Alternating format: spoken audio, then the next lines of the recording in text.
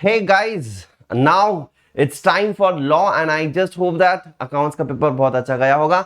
नहीं भी गया तो कोई सोचना नहीं है, कोई कमेंट नहीं करेगा अकाउंट्स के पेपर के बारे में। जस्ट वन थिंग, मुझे नेक्स्ट पेपर पर फोकस करना है, लॉ पर फोकस करना है and I am just going to think about law, law and only law. ठीक है, तो यस, तो लॉ के बारे में फटाफट से आपको कह देता हूं कुछ प्रो टिप्स आपको लास्ट मिनट के लिए। यार प्लीज ध्यान रखना है कि मुझे सेक्शंस कोट करने की जरूरत नहीं है मैंडेटरीली। अगर तुम्हें नहीं आता है तो that's absolutely fine.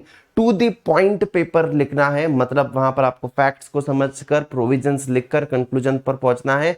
Don't be very very emotional, सिर्फ लिखते ही जा रहे हो, लिखते ही जा रहे हो, लिखते ही जा रहे हो, लिखते ही जा रहे हो। No no no no no, not at all. So you have to keep in mind कि मुझे टू द पॉइंट पेपर लिखना है। ये कोई हमारा नॉर्मल पेपर नहीं, प्रोफेशनल एग्जाम से अकॉर्डिंग टू द क्वेश्चन एकदम एप्ट आंसर आपको लिखना होगा।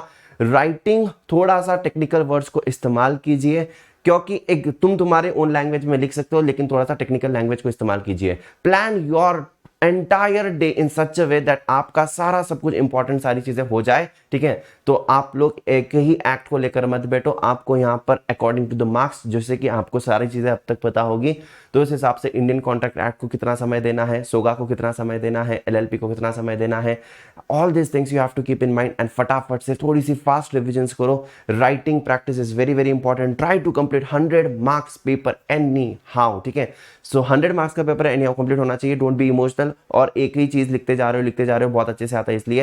And remember this is a theoretical paper, तो थेरोटिकल पेपर में तुम कितना भी अच्छा लिख लो, कितना भी मतलब कुछ भी लिख दो, तो फुल मार्क्स मिलने के थोड़े से कम चांसेस होते हैं। तो you have to plan in such a way that you are covering maximum paper so that you can fetch more marks. ठीक है, बीसीआर को भी इग्नोर मत करना, क्योंकि बहुत सारे बच्चे बीसीआर को इग्नोर कर देते हैं, लॉ ही पढ़ते बैठ जाते हैं। लेकिन no, you can not do that because BCR 40 marks के लिए आता है, तो 40 मार्क्स बहुत ज्यादा होता है। सो आप लोग को एक अच्छे से बैलेंस करना है लॉ का एंड बीसीआर का। So please prepare a very good plan and accounts के पेपर के बारे में भूल जाइए। कोई भी कमेंट नहीं करेगा, कोई भी किसी के साथ भी डिस्कस नहीं करने वाला है। ठीक है, all the best guys and board कराओ। ठीक है, bye bye and take care.